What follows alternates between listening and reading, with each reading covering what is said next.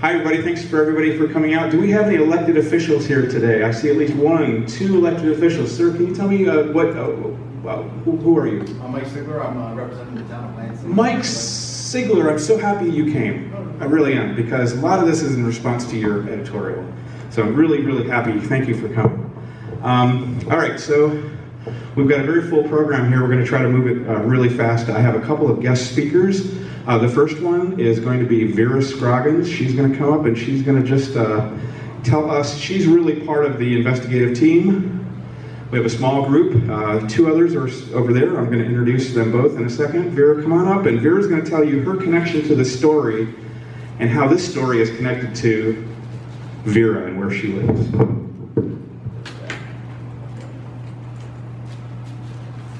Hi everyone, I live in Susquehanna County where these trucks are and where this terminal is, besides all the other gas infrastructure that's been going on for 10 years now, since 2008. And I live in the next town over from this particular terminal, which is in Forest Lake, and I'm in Laurel Lake. So this is a lake community. Besides all the trucks driving past lake communities in upstate New York, they are situated right next to a lake, and it's on the corner of Lake Road and North Road. I heard about it from people who live in the lake community, and they told me to come to their township meeting where they're going to discuss this new industry coming into their town. And that was in September of 2016. So I went to the meeting, and there were a number of residents who were protesting this industrial activity right next to their lake. And of course, they were concerned about their property values. And in our county, we have basically no zoning. It's a rural county, so you can actually put any kind of a business, any kind of an industry right next to your homes. And there's no minimum distance for a lot of the infrastructure.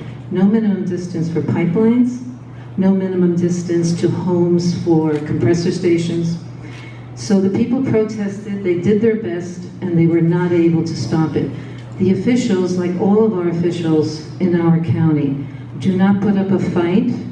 They do not resist. They're afraid of resisting the industry. They're afraid of lawsuits. They are threatened with lawsuits.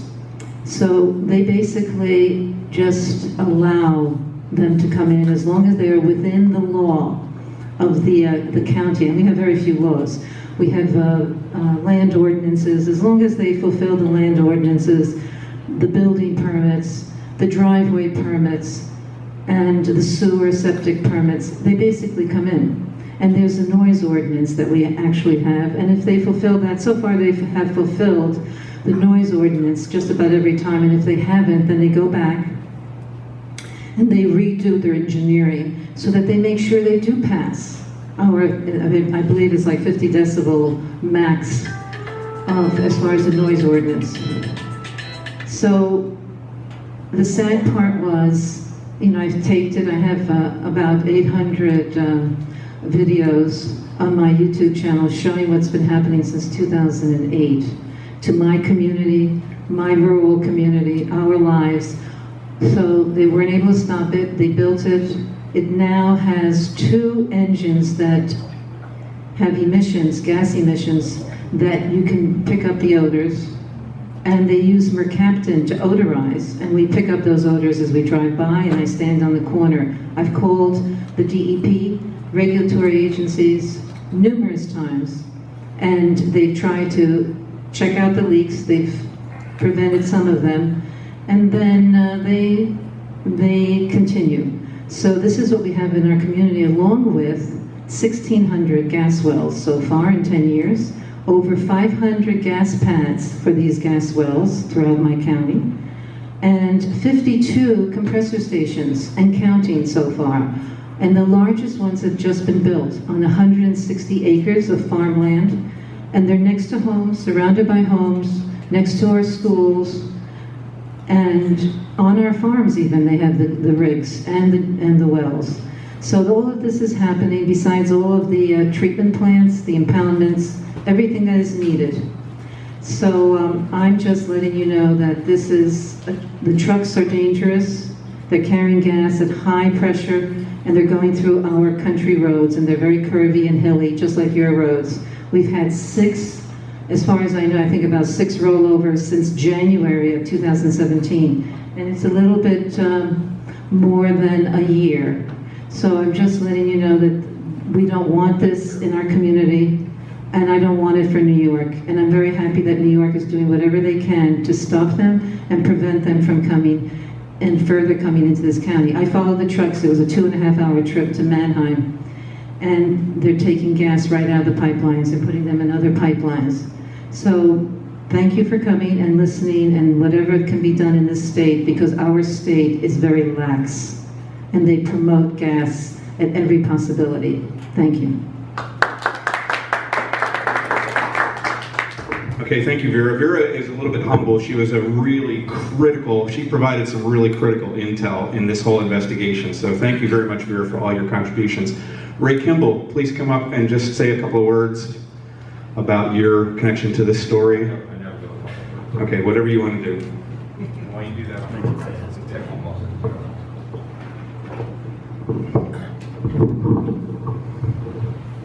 I got a big enough mouth. All right, Ray Kemble, I'm a 35-year truck driver. I live in Susquehanna County and Deming, where the industry is at. Right now, they're planning on putting one of these plants 2.5 miles from my house, which I'm not too thrilled about, along with the compressor stations that I already have around my house. I predicted when they opened up the facility up in Forest Lake, I said they won't be there a week before they roll the truck over. I was wrong. It took them 24 hours after opening the facility to lay one on its side. So I was wrong. They didn't get a week, they got 24 hours. They rolled it. Driver was injured, methane was leaking, and the whole road was shut down, and everything was kept hush, hush, hush. The fire department went out, no lights, no sirens, and everything was QT, quiet. I looked at these trucks. They're running 10-2 spread axles on these trailers. They're not meant to be on these backcountry roads. You get off on the shoulder a little bit, it will literally pull the trailer right off the road, or pull the truck right off the road. The fifth wheels on the trucks are set in the wrong place, so all the weight is sitting on the back end. They're losing weight on the front wheel, which you need to steer the truck.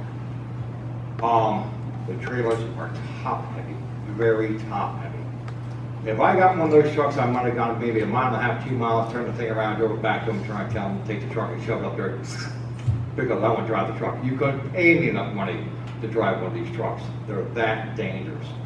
These are containers modified and put on a shipping container chassis, and that's what they are. Everybody thinks these are big, massive trailers, and they're not. You take a shipping container and put it on a container chassis, and you have 4 points that hold the trailer, the container to the trailer. So it's not as stable and safe as people think they are. Is that they're very top heavy, running air ride suspensions, so these things get rolling. Most of the drivers they have are B-rated CDL drivers. They went and got their A classification, got hazmat real quick. These drive a triaxle water truck, because experienced guys like me, 30+ years, will absolutely refuse to drive these trucks. And they can't get them out without crashing. They just had one up at Albany, laid it over on the interstate. Again, nothing was done, all kept very quiet. So, not good for you.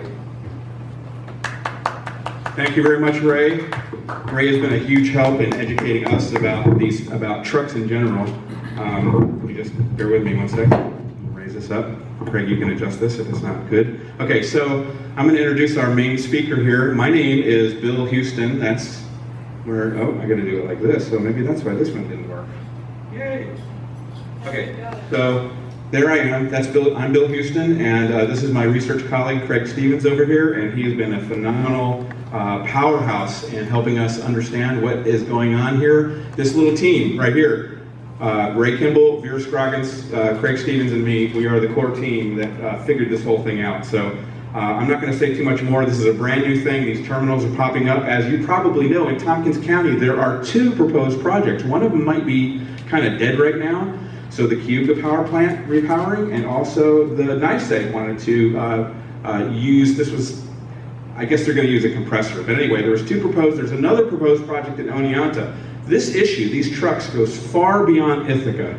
So that's what we're working on. So I'm not going to say any more. Craig Stevens, come take it away. Okay. This one is the laser light, and then I think it's up and down. So down is going to advance right there. Afternoon, everybody. Thanks for coming out. We just created this, so this is the first time anybody's ever seen it besides Bill and I at midnight doing this, so just letting you know. Introduce myself. I'm a 6th-generation landowner in Silver Lake Township, Pennsylvania. My family's been there for 186 years on the same corner. My children will be the 7th, and my grandchildren will be the 8th. We have a large piece of property there, too. My dad was a first responder. That was his side of the family. My mom's from Oswego. I'm a 5th-generation New Yorker in Oswego also. I'm a native Californian, so I have nothing to do with this. Didn't know what the term fracking was, didn't know what gas extraction was until I moved here there in 2010. My dad was a first responder for 63 years in Civil Air Patrol, all over the country, top ranked, sought after, aerial, on the ground, first responding. My interest in this was that portion, the possibility of incidents. My dad said first responders do everything they can to keep something from happening, but they always envision the worst, and we hope for the best. That's what he said. So we're going to show you every aspect in this presentation of what is critical to know about these trucks. What do they look like? What are their potential risks in every aspect, so that you can decide how best to protect the community here. What you call them, what we call it, doesn't matter. But you need to learn about them. Just ask the people. We're going to go tomorrow night to Oneonta area in Oswego. They knew nothing about these until they started driving by their house 100 each way per day, all night and day long. That's the first time they heard about this is happening. So we want you to understand the risks. So my focus is a disclaimer. All information is factual to the best of our knowledge. The key points have been vetted by professionals. We're looking for feedback on this too. If you see something blatantly you feel is wrong, we'll be glad to look at it. All personal information presented herein has been either freely given or found in public records. There's me, already did that. What I didn't say was, after you guys did such a good job in stopping fracking from here, I've been to 13 state houses and sat in front of 9 governors on this subject. I'm a former right-wing Tea Party conservative from California, now an independent, and my interest is safety. I have 4 kids and 2 grandkids, and I want to protect them in their future. What is this? And it's hard to see from here, Bill, so I'm going to move a little bit. So as you see at the top, high pressure, high capacity, volt haul, type 4 CNG, carbon fiber, composite, virtual pipeline tube trailers. Not real easy to spit out. We put the abbreviation there. Well, we call them bomb trucks for one reason. We haven't found one of these particular that have exploded anywhere, but we found the cylinders they use under high pressure that have had problems. So as my dad would say, if the cylinders they're made of can have a problem, then we have to look and make sure that these don't have one. Because a 4-foot cylinder is nothing compared to 4 or 5 40-foot long cylinders inside, so that was our concern. We particularly put these in so you can start looking for them. We have no idea if they're driving these around up here or not. They do exist. They're in Maine, New Hampshire, Vermont, Massachusetts, New York State, Pennsylvania. They tried to open facilities in Virginia and in Washington State. They're expanding. When we stop pipelines, which you guys are really good at, I've helped too, you get these. So we have to stop this. Why do I care about this? Because that's on the other end of this. That's contaminated water from Ray's neighborhood, Demick, Pennsylvania. This September 11th is the 10th anniversary of their water looking like that. Smells and has chemicals in it. That's our concern. We don't want them hauling gas anyway. Pipelines, trucks, because if they're poisoning people on the other end in my neighborhood, not interested in them pushing this anywhere at any time. These are the 2 that you'll be able to see. These, we did multiple different sides and pictures. They made them purposely just white box trucks. Originally they started putting their logos on the side, but when they started flipping up upside down in ditches, which has happened now 5 times, they decided that's not good advertising as an upside down truck in a ditch. I'm sure you would imagine that would be true. You'll notice, we'll point it out, but the hazmat label is way up at the top. If you're driving along looking at the lower end, this looks like a Walmart trailer. There is one third company, they're out of business now, but that's called a light store. Look at this. So we had to highlight it to show you. That's a UN 1971. That's methane, or what the industry calls natural gas. It's highly compressed. These trailers started off at 3,600 pounds per square inch of pressure, which is tremendous pressure. They're very high tech. The start of these were for space use. These carbon fiber wound filament containers were used in the space program. They're very lightweight but very strong for internal pressure. Summary of the truck. Trucks are new and experimental. They are experimental. That's what they're rated by the federal government. They've not been approved. Yes, ma'am.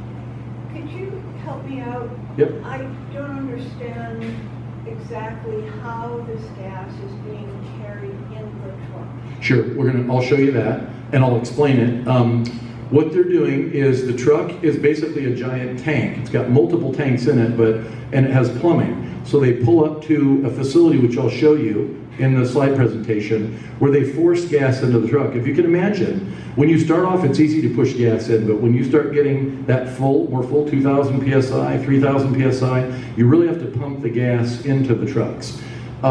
They have safety valves on them, and what we found out that they're starting to move these from 3,600 PSI to 5,000 because they can put more gas in it. It also adds more weight. Now they're testing them at 7,500 PSI. And the ultimate goal we found out is 10,000 PSI, 3 times what they're currently carrying this at. I want to show you why that's important. It's new and experimental. These have been around. They were actually developed and started under GM, a grant with the government for vehicles, for cars, for not only CNG powered cars, but for hydrogen cars. So there they tested a 4-foot long tank to go in the trunk of a car. They never tested, there's been no real-time testing, I'll show you that. Unregulated, we called every agency that we thought was involved, and they told us, not my job, see at the bottom there, FERC, Federal Energy Regulatory Commission, they're crossing state lines with gas for sale. That triggers FERC needing to approve this. US DOT, New York State DOT, PennDOT, Public Service Commission, DEC, not one of them, they said, we don't have anything to do with this. And my thought was, if you don't, who does? Innovation. These tanks were not available. They used to have to use metal tanks, which weighed twice as much, even sometimes more than that, so they could carry very little gas. It wasn't economically feasible before. Now it's feasible because of the lightweight. I don't know if I want lightweight carrying 11 tons of methane on the back of a trailer that's so high center of gravity that every time you turn a corner, you'll see they shake and rattle back and forth. They're untested. I came from my dad is a first responder. Where have they driven a train through one of these? Where have they lit a diesel fire underneath of them? Done anything, puncture it, do whatever you can with the current configuration. They've tested a single tank, but they've never done them with these configurations you're seeing. Here's a scenario we said. You got a truck full of rebar driving. Look what happens when you hit the brakes and don't properly set up something that you're hauling. That is girders, and they went right through the cab of the truck. Luckily the driver survived this. Look at the scenario, they're coming head to head, something happens. Now these are launched like a missile. We have no idea what that's going to do to these trailers, whether the metal of this will cause a spark, whether it will just puncture it and there's a high pressure release. But let me show you something. There's what we're concerned about. A diesel tank puncturing, diesel goes underneath the tube trailer, and then it ignites for some source of ignition, cigarette, anything, road flare, and then that fire underneath. We found out these are very strong with internal pressure, but they're not very good if there's heat or external pressure put on the tanks. So the operators are lawless rogues. It's a lot of stuff on there, but what we're trying to say is these guys have done everything. They do it first, and then they don't ask permission later. When they're called out on it in Pennsylvania or New York, they basically pay pennies on the dollar fines and they keep going. Just so you know, this is 18 months in, and they've been driving 100 a day or more from Forest Lake facility to Mannheim, New York, which is the Iroquois pipeline. Originally, we were told we were crazy, Bill and I. There is no way they're moving pipe to pipe. Doesn't exist. And then we went on Iroquois' own site. I think we have a slide here, and it says one of their business models is to move this pipe to pipe from Forest Lake to there. So they told us, even the industry said, you guys know what you're talking about. And then we found it on their own website. The standard response to incidents, watch this, it's true. First responders are trained to call in CNG first, so they come and control the scene. The company whose truck wrecked, the driver calls for help. The driver error is blamed every time. All 5 rollover crashes, the vice president of the company calls the authorities and says it's driver error without an investigation of any kind. That's interesting. He wasn't even there. He phones it in. Remove the wreckage. We can't find out where these 5 crashes. He has a trailer, a chassis, and a tractor truck that all have 3 identifying serial numbers on them. They're all gone every time. The company picks them up, has them removed, and I think they sell them at auction. No agency inspects the trailers for defects, misconfigurations, any of this. They're not being inspected at all that we can see. No injuries. They always say there's no injuries, even though all 5 drivers were transported to hospitals after it. So are you saying that no police authority comes to the accident? Oh, they show up at the site, yeah. And then they back up and let the first responders get there because it has a 1971, that triggers immediately evacuation.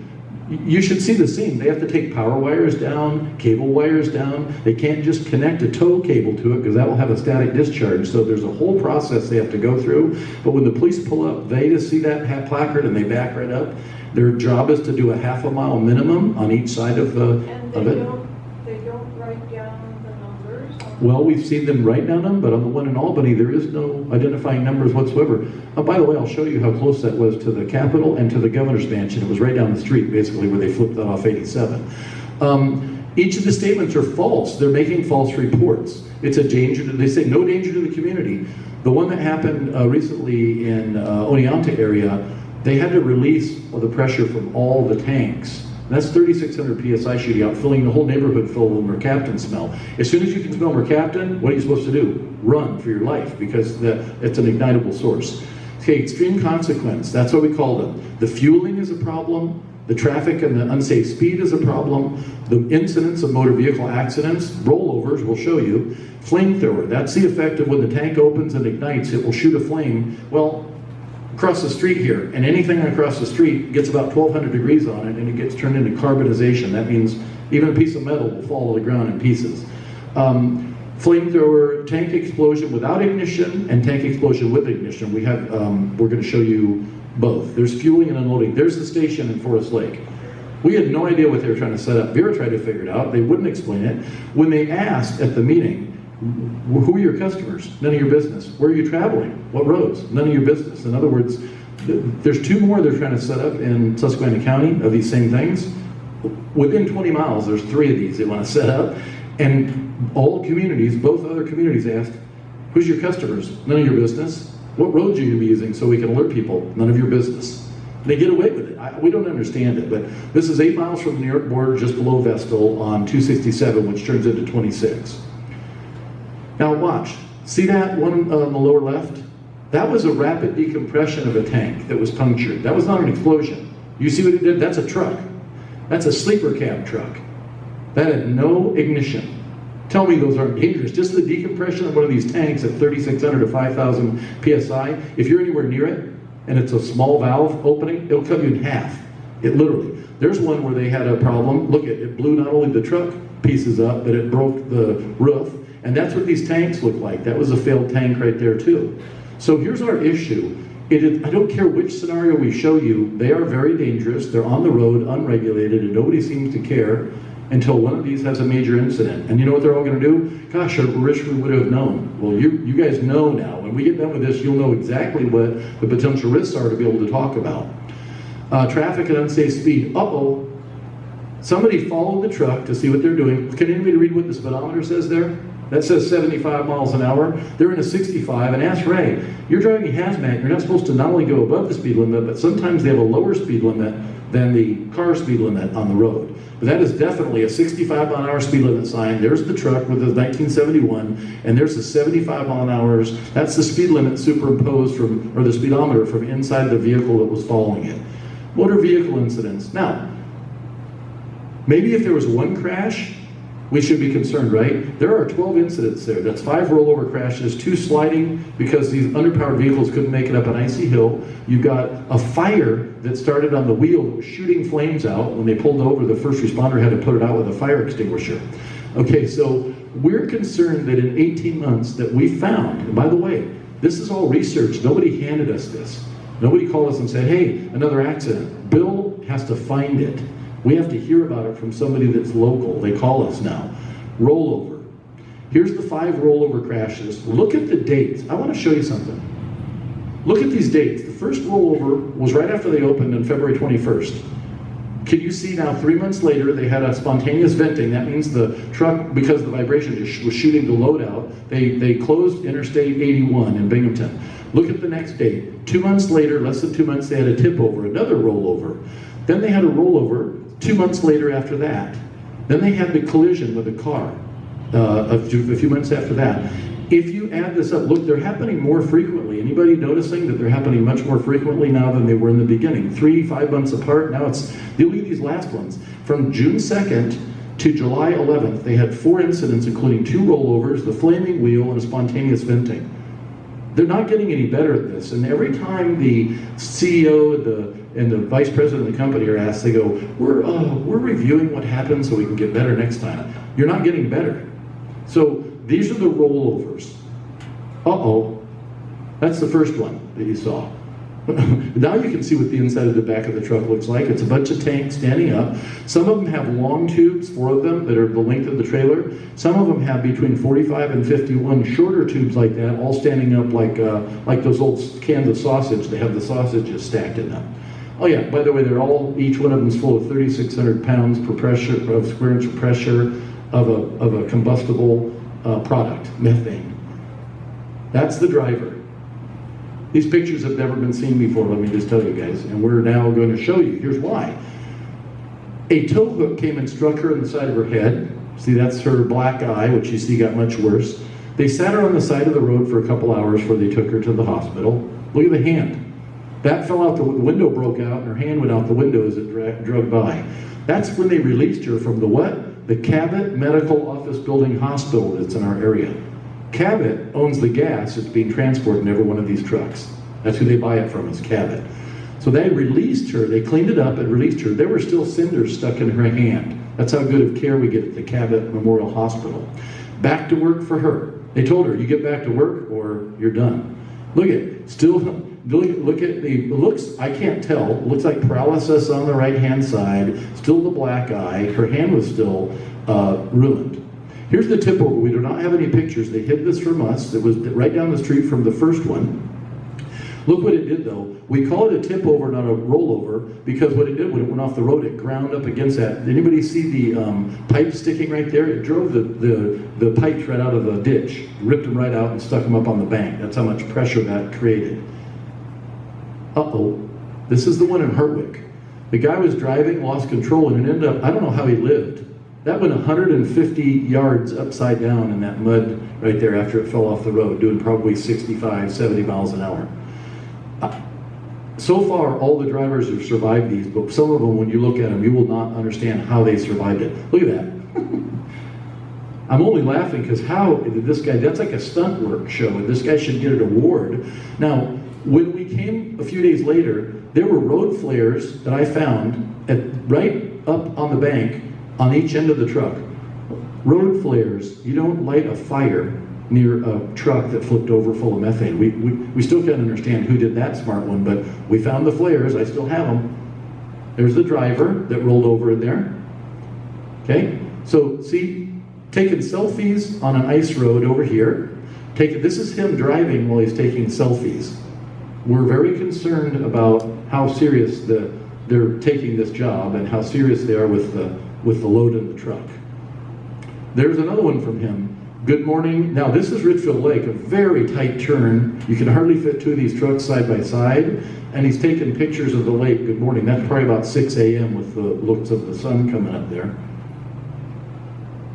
Here's another one. I guess I'm the lucky one. Most of our trailers are very top heavy because of the tanks inside them. So the drivers know they're top heavy. They shake back and forth when they just turn the wheel. And that's not something you want in a vehicle. If you ever notice a propane truck, the bottle is set very low, center of gravity. It doesn't do that because the CG is about 3 feet off the ground. This CG is about 5 or 6 feet it starts up off the ground. It's ridiculously high. Here's one. Vera is a danger on the road, and he's the one that flipped the truck upside down in the ditch. We're getting tired of being made fun of because we're trying to point out the obvious, which is, now, anybody know the Albany area? There's where and sometimes these guys are driving at 2 in the morning. You think they're going to run to every house and wake everybody up at 2 in the morning? No, they're not. The Exeter crash. There's the only picture we have of that. We have to FOIA. Every time we do this, we have to actually do a right to know FOIA to get any pictures. And the authorities are they don't want to give up any information on this because they know how bad this is every time the company has another crash. There's the approximate location. You see now, that's the roof of the vehicle. And you see all those holes, that's the plumbing. Each one of those tanks, that's the top of them. And they have relief valves. They have to go and manually, they have to go and open these relief valves to release that pressure. When they do that, the whole neighborhood fills up with the smell of mercaptan because they're releasing tons of methane into an area. The people nearby even said, I smelled the rotten egg smell. That's the mercaptan. Watch this. We call it Flamethrower. This is a trash truck that had a problem, and the tank was leaking and ignited, and it was like a flamethrower, and it burned that entire house right apart. Just burned the front of the house right off. You can't stop it until the pressure relieves. That flamethrower keeps going. There's nothing you can spray on it to put it out while it's happening. It's under pressure and it's flame. Please don't have, and I'll challenge anybody to tell me that that tank was probably 4 feet long. A 40-foot tank that does this will burn for probably a half an hour, maybe more, 45 minutes, and it'll keep throwing that flame at whatever it's pointed at until it stops. We're very concerned with this scenario, and I'd like anybody that's a science-based person to look at this, because our concern is we don't know enough about these. We shouldn't know. Now this is interesting. This is without ignition. We wanted to make sure people knew what the pressure can do. See, the fork truck was not properly set on the back of the truck. It broke loose. It slid forward and punctured the fuel tank for the vehicle, which was also under high pressure. When that blew apart, it killed the driver, destroyed the truck. That is another one with no ignition. That's just a release of 3,600 pounds of pressure at a rapid release. Look at the whole box of the truck is blown off, the roof got blown off, and the cab is all disintegrated, all because they punctured the tank.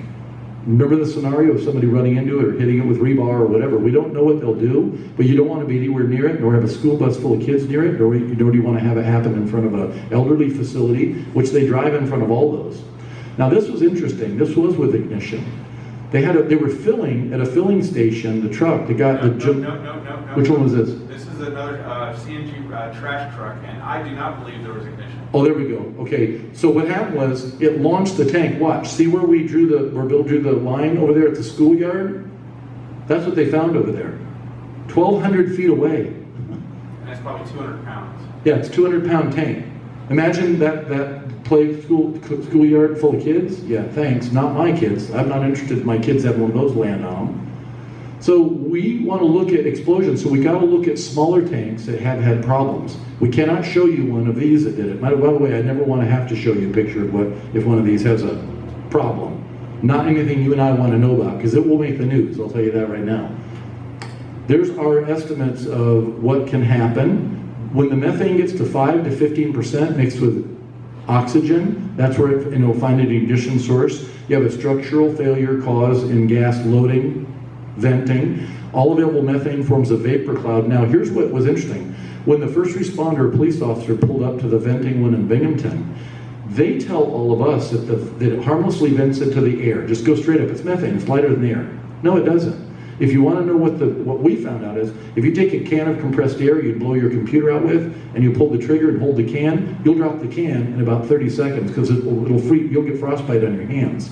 That rapid decrease of pressure inside causes a cooling effect. Our belief, and we saw this in the one where they closed the road, the methane came out, it crystallized, fell to the ground, and was crawling across the ground. That's why they closed the whole 81, that side of 81. Then it begins to warm up and expand, and there's the problem. It'll start expanding further out and further up. You do not want to be in a cloud of that, because when it starts expanding, you have no oxygen anymore. You're now breathing methane, which we don't run on. And a catalytic converter will set it off. Catalytic converter, the heat of a regular car, a catalytic converter truck will set that off. It will ignite it. It's hot enough. Now, we wanted to compare something. If any of you are old enough to remember, and it looks like most in this room would know what a MOAB is, but if you don't, it was called the mother of all bombs. It's a military term. They dropped this in Afghanistan, and it had the equivalent of 11 tons of TNT when it went off. And it's considered the detonation of the most powerful conventional bomb in the history of the world. Nobody's ever dropped a conventional bomb. Nukes are bigger than that, but they're different. This was a conventional bomb. This is basically 11 NOABs worth of energy inside of one of those trailers. There's our concern. Has one blown up yet? Nope. I don't ever want to hear about one blowing up, but if it does, it's going to make a big bang. Craig, wait a minute. Yep. Before you go on, this, by the way, is downtown Ithaca. The center of that circle is where the truck exploded. The truck accident happened that killed the woman at Simeon's, the old Simeon's restaurant. And so the red is is what we calculate, or what we know to be the potential impact radius of 1,200 feet. The yellow is the half-mile evacuation zone, and that looks to be like about 10,000 people might be in there. So the evacuation of that area is going to be impossible. We superimposed it here, which we could do at any map of any area we're doing this. It's physically impossible to do that, especially if it's at night, and you're not going to get a warning. Because what happens when these flip over is they show up and they just start taking precautions. They start trying to get the truck righted and do all that. One little spark from hooking a wire to it, if it's leaking, can have an ignition source. So our concern is whether it's a flamethrower effect, whether it's a depressurization, or it actually ignites and has an explosion. We don't know. We can't crystal ball that. But our concern is maybe we should look at all aspects of the problems associated. We did this. I don't know if any of you watched the, what's the show called, Bill? Mythbusters. Mythbusters, Final Explosion. At the end of the Mythbusters, their season, their finale, they took a truck and they loaded it full of 7.74 gigajoules of explosive. One Titan 53 is basically 67 times 7.74 gigajoules. We only show that because we only can compare it to things that we know, so we have no idea. But I'd love them to take one of these out into the desert, light a diesel fire underneath, a full one, get way away from it, and find out what does it do. They could set up monitors, we could see, but they're not going to do that because they would never let them on the road if they did that. So, just like New York, where do we bring the information from problems we're having in Pennsylvania? Right here. You guys are well known, and so is Otsego area, Cooperstown, for standing up for New York. I was very proud to watch that because in Pennsylvania, nobody's standing up for anybody there, but you guys stood up for us and yourselves. We're looking for the fierce activists, the technical experts, the just they know people, because you know New Yorkers, well, New York City side, you guys are a little bit nicer over here. We used to have them having a negative opinion of things unless they're really behind something. New York has SECRA. We'd like to see that used. Only 8 miles is in Pennsylvania when they fill these trucks right now. The other 92 miles to Mannheim and Herkimer is in New York State. That's 95% of the route is in New York State. It sickens me to watch this, and we've told everybody about it. So we're asking you, talk to your legislators. Like I said, it doesn't matter which thing you're concerned about, the traffic, the crashes, the rollovers, the release of the pressure, the unregulated, the mercaptan, because Vera said, even at the filling stations, they've had mercaptan is so strong when you drive by, you can barely stand it. And so my focus today is we want to educate you, we want to alarm you, I do, and then here's our recommendations. Fix the statutory regulatory gap, establish clear agency jurisdiction, fix New York hazmat law. Do you know that almost every road in the state of New York is available to have hazardous material trucks drive on? Now even the community in Otsego said, let's do this. Let's have them only travel on the large highways. Did that work out on 87 near Albany? Didn't look like it worked out too good. That was a flat 4-lane road, morning, 8 a.m., no rain, no ice, no snow. And that guy rolled that almost off of a bridge. So it looks like they're having problems even on flat, straight roads. You saw it from an overhead view. Bulk haul routes through residential neighborhoods should be outlawed. Maximize hazmat routes on interstates. We're hearing that they want to do core customers and even deliveries into New York City with these. Can you imagine what would happen if one of these had an incident in the middle of a bunch of buildings and that tightly packed, like in New York City? It would be, honestly, we believe it would be bigger than the death count at 9/11 if it was a large enough explosion. I do. And that's a guess. So you could lose more people just because of the amount of people that might be on the street and in those forward-facing buildings. require comprehensive EIS under either New York Secret or National Environmental Policy Act, NEPA, PIR, potential impact radius overlay study on primary routes. So you're seeing here, we're asking for help. Why we showed you pictures is, nobody knew what these were. We want you to know, just in case they're driving some through your neighborhood now. I don't know what that is. Here's our recommendations again, and we'll make sure that anybody that has interest in finding out the recommendations, who you should be talking to, and as you know, we should start at a local level. The only way you're going to stop this is the local people have to start learning about it, and then extrapolate that to the county officials, the state officials, and the federal officials, because they're the ones that gave these guys the experimental use of these trailers to be able to do it. Here's the contact information. I'll probably leave that one up. Here's our contact information, which we can give you. I'm going to leave this one up. These are the people that we've told this to in the last 18 months.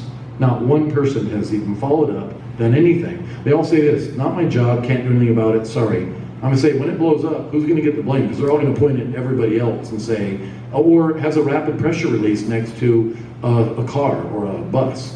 Tony Avella was very interested, and we believe they're all busy, of course, but that's not his job to do this, but it is the job of FERC, US DOT, New York State DOT, and the New York Public Service Commission to make sure that these are being properly done. And I don't want to find out, you know, the original drivers they had for these were hazmat guys, probably making $50+ an hour, and then they decided they weren't going to drive them. So now they pay these guys about $20, $21 an hour, the guys and gals, and they're fresh off the $21.50 an hour to basically put your life on the line. They don't get any training. We found out you don't get it. Ray, even driving a water truck, would train people for days before they'd let them drive the truck by themselves. 3 days. 3 days of training. They get in the truck and they start driving with this. And each one of those trailers, even though they put on different manufacturers, are different. You have to adjust them differently. Want to know how many times they weigh these? 0. There's no scales at the filling stations and no scales where they drop them off, and they don't stop on any scales during the weigh. We've only seen one weigh ticket, and that was snuck to us by an inside person. Other than that, the maximum amount you can put on these roads is 80,000 pounds, 40 tons. You can go about 1,000 pounds over as a gimme, but once you get to 81,000 plus pounds, you're in violation unless you have a special permit for heavy loads. We believe the more pressure they put in, this will go from 40 tons to 45 to 50. 50 tons is 100,000 pounds.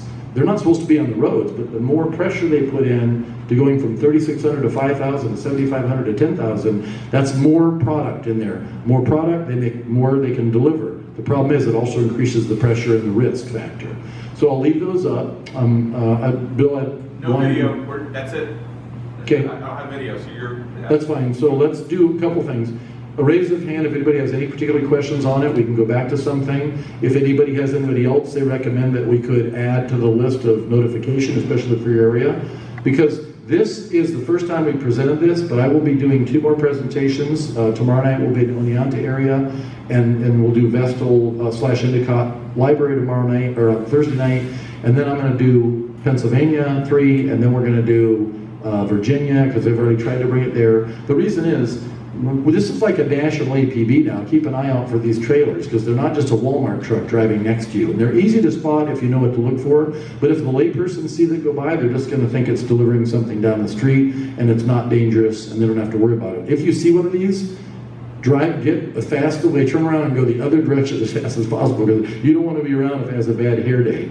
So anybody have any questions? Anybody saw anything in here that they have concerns about? I'd like to definitely answer them while we're here. Fun for the whole family? Everyone's already, yes sir? Was the fire department notified about this presentation? About what? The presentation today. We sent it out to all the agencies, so whoever showed up, showed up. But we'd be happy to send them the information and also talk to them. If you want to refer them to Bill or myself, we'd be glad to go over it. This is going to be publicly available because we believe this is education. We want to educate people. We're not here to tell you, matter of fact, this is their answer to pipeline's not getting built. Okay, we got it. But it's a very dangerous one. Pipeline, at the very least, I don't like them because I have one across my property in Pennsylvania. But they go from point A to point B in a straight line. And if there's a problem, they're usually in one spot on the problem. This is like a virtual pipeline, starts off getting filled here and can go in any direction, at any time, at all hours of the night. you can't go, because at least the pipeline, people go, whew, I'm 5 miles from the route, so I don't have to worry about it. This thing, they won't even tell you where they're going to be driving. You find out at 2 in the morning when your house starts rumbling, and there's 15 of them driving by in the next 20 minutes, and you're like, wait a minute, I didn't sign up for this. In a little iconic community, well here, but can you imagine that lake I just showed you? You're in this lake, beautiful community on the water, and all of a sudden, every day, it's like an invasion force going by each way. By the way, don't let anybody tell you these are ever empty. You cannot bring these to zero pressure or a vacuum, or else it voids the warranty of the manufacturer of the trailer. So they always have to have about 200 PSI to keep them inflated, just like a balloon in there. Got to keep it internal pressure. So even when they're quote unquote empty, which means they depleted their load, they have about 2,000 up to 2,000 pounds of methane still in these trucks. So they're still very potent if there was a problem or an accident. But if somebody says empty, you go, then you're going to throw the trailer away. And by the way, I didn't mention it. Who wants to guess how much one of these trailers costs? The large ones. $500,000 each. Well, $500,000 is the starting for the big ones. Then you got to add the tractor, because you saw the tractors don't fare very well. They're about another $100, $120 or more $1,000. So each time that happened, the company lost, probably including everything, between $600 and $1 million for each one, including all the you know how expensive it is to get the trucks to come and pick them up? That's not a cheap date either. So our focus is, who's insuring these guys? Because I've had another insurance company, they've had 12 incidents in 18 months, 5 rollover crashes with injuries to the driver. I don't think I'd be signing you up for the Good Driver of the Year award and give you the low price insurance. So our concern is all those. We should be concerned of why are they on the road with this kind of track record. This is one company. Would you like to know the one setting up in next door to Ray in Springville, Pennsylvania? That's another company called NG Advantage. They tried to set up in Fenton, New York, near Binghamton, and Fenton told them to get lost. Bye. So guess where they went? Across the border to set it up in PA, where we love everybody. The record sucks. Yeah, their safety record's really bad. Before they even are driving, we already know their record. And then we got one called Pentagon that wants to set up in New Milford, which is on 81. That's another one. So we figure, just by extrapolation, those 3, since the one that's in Forest Lake is sending out about 100 trucks a day on average, sometimes more, sometimes about an average of 100 per day. That's one way and then 100 back. If they even just do the same thing at the other 2 facilities, that's 300 to 500 trucks a day going who knows where from 3 facilities in Pennsylvania. We have a saying, what happens in Pennsylvania doesn't stay in Pennsylvania. Thank God you guys took it seriously.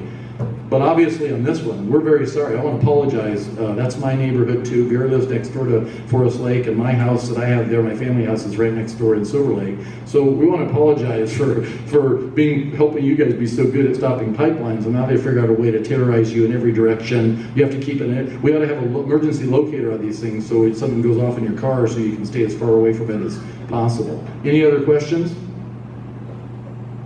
So we have the slide up. Please feel free to contact these people and ask them, hey, we told you were aware of this and they're thinking about bringing these through our community, and we have some concerns. Yes, sir. Do you have any information about places in other states? Yeah, so we know right now that CNG is from Massachusetts. They're from the Boston area. They already have operations in Maine, New Hampshire, Vermont, now New York. Connecticut too, I believe they do core customers. What their trick is they come in and say, we want to set this filling station up to deliver to hospitals and other businesses that aren't on a pipeline route. Sounds reasonable. So they drop the trailers off, plug them in, and as the trailer gets low, because they have valves on them to show what they have, then they just start dropping off more trailers and picking up the empties. Okay, that sounds reasonable. It's what they told them in Mannheim, that they were going to fill between 8 and 20 trucks a day, I heard, was they were going to go to core customers. They never told them that we're going to put a compressor on the site. Here's why. When you fill it up, you have to put the pressure in. But when you go to deliver it, it'll push out of the trailer under pressure until it becomes equal. Once it becomes equal, you have to suck it out of the trailer. I don't know about you guys, but that means they're putting a vacuum on these trailers every day, and that voids the warranty for the tanks. It's right in there. Bill and I called the 2 lead engineers from the 2 companies that make them, and we asked, hey, what's with the rollovers? We're noticing some. These are the lead engineers that design them. Oh yeah, they're flipping over all over the world. That's for the guys that design these things. They're way too top heavy. So they're, we're having problems with that. We're thinking, okay. And the other one was the same thing about the tanks. Okay, so they're designed for space. They figure out a way to use them in trunks of cars, lightweight, fill them full of whatever, and they can transport. Now we figured out how to make them mega sized, super sized, and they're still dangerous. The more they put in, the more top heavy it is. So yeah, our focus is, we're finding out new things every day. We have to contact and listen to the first responder stuff and the NRC, National Response Center, just to hear. The June 2nd was unannounced, had to be found. Albany, crash on the 87, and not in a newspaper. Nobody even knew about it until we found it. So, Greg, yep. the one thing I want to say about Albany was, as far as we can tell, the recommended procedures from the ERG, the Emergency Response Guide, which every fireman, every police officer that deals with hazmat in the United States carries a copy of this thing they call the Orange Book. Every prior rollover, there were 3 prior rollovers to the Albany one. Every one, the road was closed for 12 hours. They de-energized all the power lines, all the utility lines. The road was closed for 12 hours. They closed the road. In Albany, as far as we can tell, they did not follow the Emergency Response Guide recommendations, and we're still trying to figure out why that. And Craig actually called the police officer involved. Yeah, he wasn't happy with me even bothering him. Who are you again? What are you? Oh, just interested. No evacuation 2 miles from. But let me tell you something. The one that happened in let me just show you if we go back to it. The Exeter crash. So it's funny. This is the most recent Exeter crash on July 11th. You know who showed up at this and shut everything down? Was the head of emergency management for the state of New York from Albany. Now wait a minute, they had a rollover crash in June 2nd in Albany that nobody heard about. But this guy decided it was so important when he heard it over the scanner, and that's like 60, 70, it's a long ways away, it's 50 to 70 miles away in Albany. He came rushing over and shut it all down. If you read the story, I don't even know if we have the story, but if you read the story, the guys are complaining, the local guys, some dude showed up from Albany and shut us down, but we taught him, we know better than this. So they did. They actually did the safety procedures, a lot of them do, in the local towns, and then it ends up in the paper, but to have it happen in the Capitol, that means somebody doesn't want us to find out about this. That's all it means. I don't understand why that wouldn't be on the front page of the papers in Albany, like, hey, be on the lookout for these, and they're on 87 now, and the guy rolled it right off the side. But instead of making it a big deal there, he came and made a big deal about this one that happened far away, and ended up, they were going to try to clean it up in a couple hours. It was there for 12 hours, and they blamed the first responder from Albany. That was a state first responder. So we're not sure. It seems like they get involved when they want to, not when we ask them to do it. But I would say he was out of his jurisdiction unless there was a reason for the state to be there. Yeah, Bill. If Mr. Sigler is willing, I'm wondering if he would describe to us who trained him, who gave Mr. Sigler the information that he published in that letter. Because in my opinion, almost every fact that was in there was incorrect. So I'm just curious who gave you that information, Mr. Sigler. Publicly available information. How did you learn all that information? You just did research yourself, or did somebody train you? You did all your research. Yeah. So nobody from industry, nobody from CNG. Did you I talk? was not invited here to speak. If you want me to, we can certainly set that I'm just up. curious if you wanted to that. say. Okay. If you're And what you're telling me is the people in this room should be afraid of a propane truck coming down the road. propane is not pressurized at 3,600 psi. Propane hangs to the ground and is highly ignited, much more so than CNG. But the bottle. Liquefied natural gas is much more dangerous than CNG. But I had heard the last time I was at a meeting, one of these things, someone was talking about an accident in Italy where LNG ignited it. It was the Bologna, Italy was Yes. actually LPG. It wasn't LNG. It was LPG. Still not what we're talking about here. And yet you decided to conflate the two. I didn't conflate the Well, two. that gentleman did. You just tried to. just now. No, I absolutely did not conflate the two. Okay. In fact, I corrected you. I said that's it's a fine. completely different product. Fine. You So it's a Bologna completely is- different product, and yet he was using it to I don't say know that who CNG is dangerous. I don't know who you. Our concern with this, and just so you know, when you go from 3,600 pounds, it's compressed to a certain amount. 5,000 more. When you get to 10,000, it's about as close as liquefying that as you can get without doing the freezing process of liquefaction. So it's extremely, a liquefied natural gas, I'm sure you would know, is 600 times compacted in the molecules. That's how they can fit them on tankers. So we're getting very close to that at 10,000, and we already looked at it. The feds are already getting applications from these companies to keep driving the pressure higher and higher, and that becomes problematic. Two things that struck out. Mhm. I mean, since you invited me, Go ahead. that stuck out about your presentation. Number one is, you claim that you went and talked to the top engineers of these tanks. Called and talked. I find that impossible. Nope. There's absolutely no way you would call a company. His name was that- Don Baldwin. I witnessed the conversation. His name was Don Baldwin. I would be fascinated to hear from Mr. Baldwin that somebody, that would be like calling Boeing and saying, hi, you're the top engineer at Boeing. I'd like to talk to you about your airplane. I'm sorry.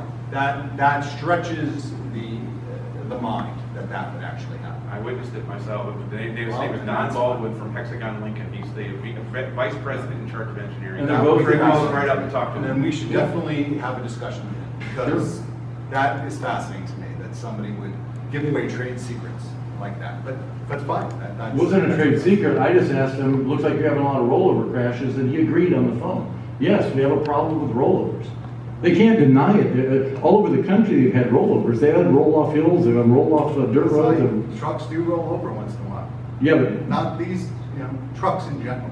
of course. And what you're telling me is also, the New York State DOT, federal government, Mhm. there's just no, this is it, man, there's no regulation. This is the Wild West out there Yep, on our. absolutely. Yeah, I, Yep. again, find that a little bit. Sir, I'm going to put the numbers up again for you. Call them up, ask if they've been communicated. I can show you 50 emails to each one of those people. We've gone back and forth with every issue. Can I show a slide? Sure. There's one slide here that I want to show here. Let's just go back because it's going to take me a while to find it. Sorry.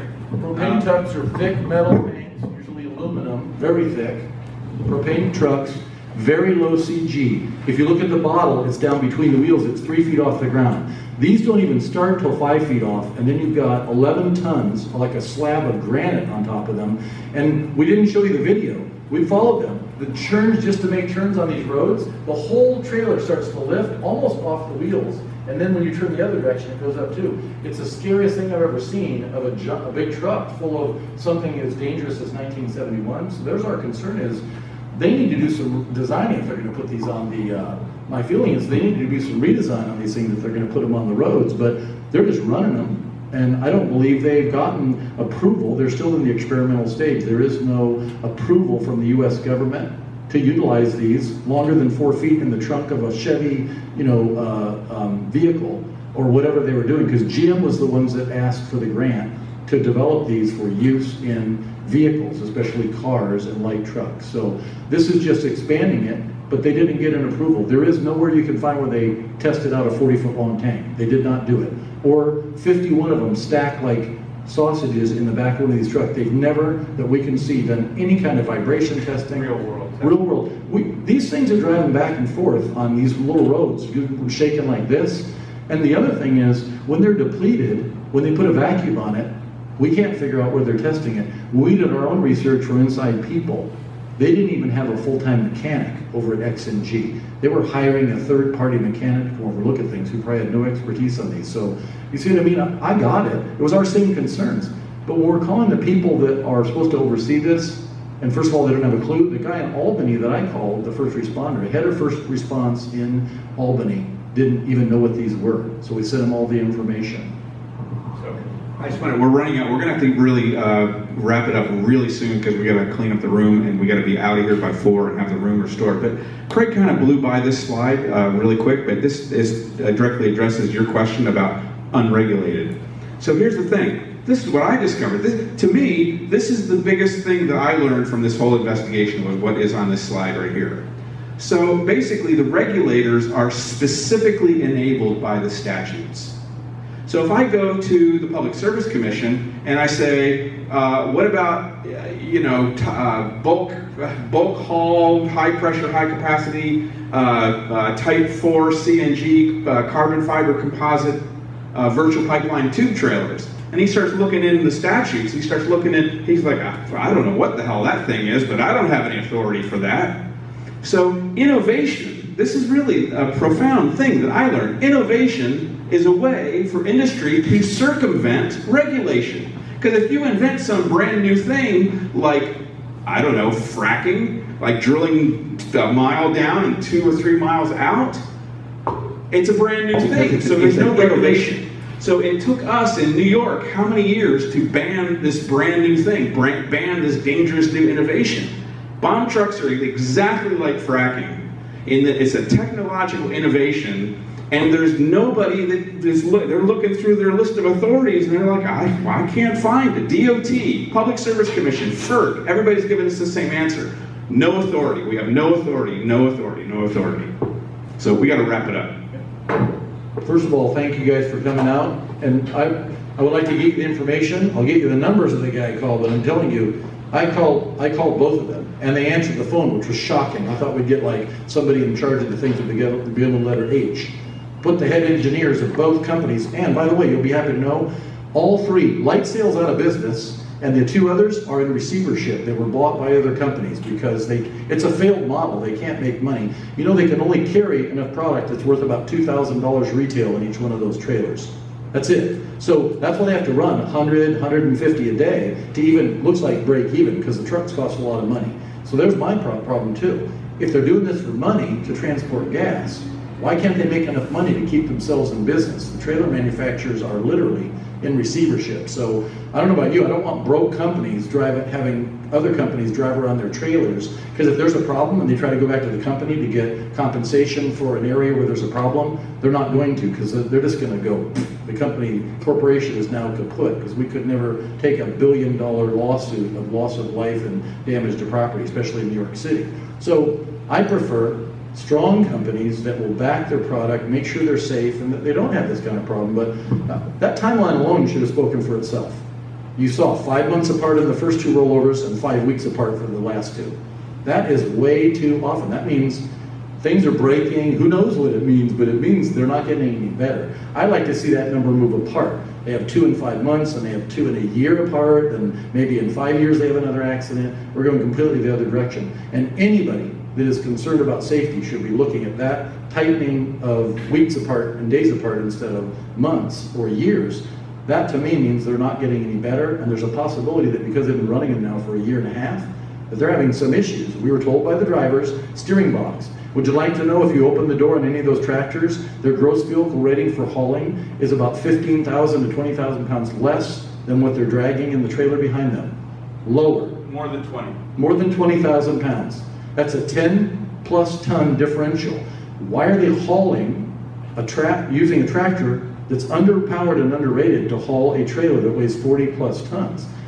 That should be DOT just going, your vehicle is not rated to haul this heavy of a load.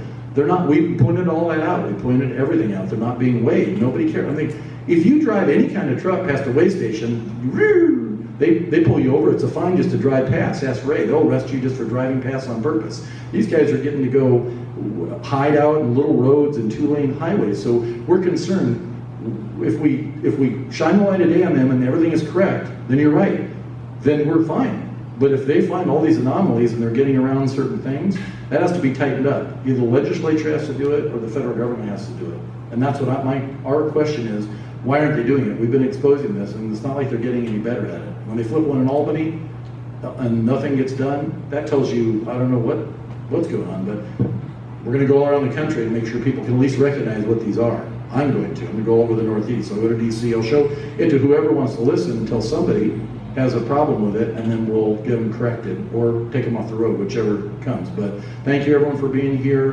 Please feel free to get all information. I have cards if you want it. I'll be happy to provide you the phone numbers that I called and talked to the 2 lead engineers, because that was me that did it. So if you're saying I didn't do that, or you find it hard to believe, I just want to make sure you know I have their numbers and I did call them. And I believe, I don't know if we have record of it, probably on my phone or the phone we called on, but I just want to make sure you feel comfortable that I'm not making it up, because anything on here we actually either found out or we did. Because like I said, you look like you're a nice suit, you represent people here, but challenging something that I did, and all try to prove it to you that I did it. That way we can take that off the table, that it adds more credibility to the presentation. So I appreciate your concern on that, but I'll make sure we get you some information. But by the way, thank you for coming though. I mean, we need everybody to look at this. All the ideas and every eye looking at it can give us some different perspective on improving the presentation and also hopefully stopping problems from occurring in the future. The only way we do that, and you know, if you're an elected official, you said, right? The only way we stop things from happening in the future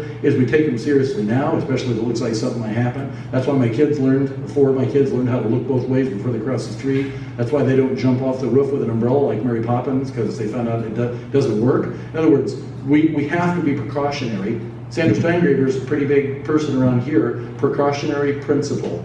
That's what I do with my kids. That's why they're still alive, hopefully, even at 38 years old, and why I'm still alive. So our focus is educate, so you know what's happening. We get all input. We love to hear the industry input, but if we can prove that they're telling us some things that maybe aren't jiving with the reality, then we got to figure something out, because they shouldn't be setting the rules. We should. Thank you, everybody, for coming.